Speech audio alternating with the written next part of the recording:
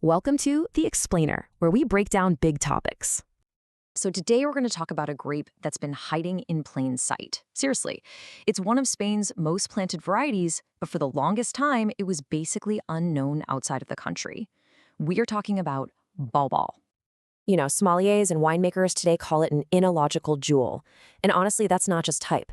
This is a grape that is all about resilience, authenticity, and really the soul of its home in the Spanish Mediterranean. But Bobal's path to the spotlight, well, it wasn't exactly a straight line. To really get why it's making such a comeback now, we've got to go back and look at its long, tough, and pretty fascinating history. This grape's story goes way back, with records first showing up in the 1400s. It proved how tough it was by surviving the phylloxera plague that just wiped out vineyards across Europe. But for most of the 20th century, it was all about quantity, not quality.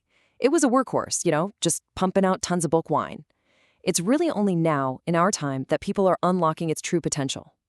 And for almost all that time, Bobal was kind of the anonymous backbone of Spanish wine.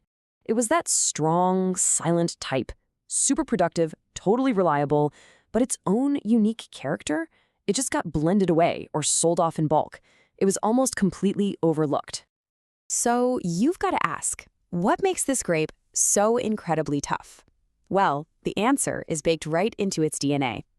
It has this natural toolkit that has made it an absolute master of survival. Think of these things as its superpowers. That thick skin, it's not just armor. It gives the wine this intense color and really firm tannins, fantastic structure. The late budding, that's a clever little trick to dodge those killer spring frosts. And its ability to hold on to acidity and stay fresh in crazy heat, that is a rare, precious gift, especially in a warming world. And for all you science nerds out there, the field of ampelography, which is basically grape CSI, tells us even more. It shows us that Bobal's big, wide leaves act like a natural umbrella, shielding the grape bunches from sunburn. It's just another little piece of the puzzle of its success in sunny Spain. Okay, so this brings us to the real turning point in the story. This is where a new wave of visionary winemakers started to look at Bobal not for what it was, but for what it could be. And the shift was, wow, it was dramatic. The old way of thinking, just high yields, tons of volume, got thrown out.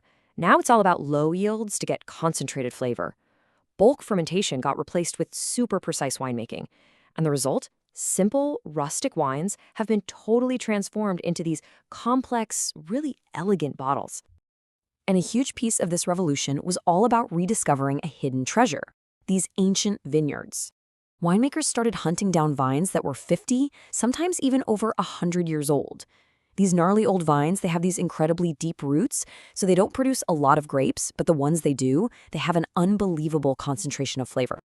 So, we've covered the history, the science, the winemaking, but the big question is, what does all this change actually taste like when you pour it in a glass? This is what's so cool about Bobal. It's incredibly versatile.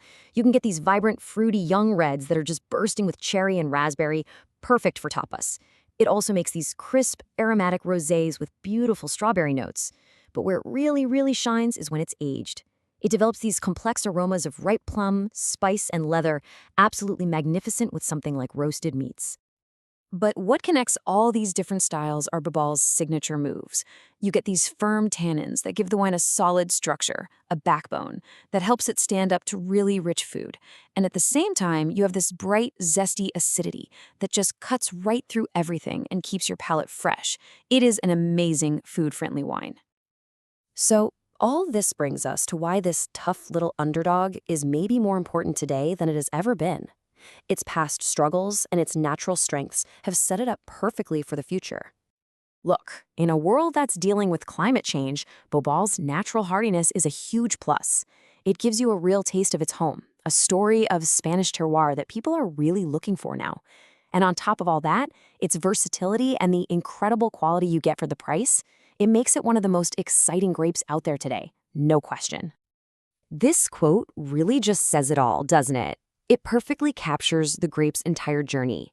It's a story that starts with this long, long legacy of resilience, surviving plagues, surviving neglect, and now it's looking at an incredibly bright future as a rediscovered star of the wine world.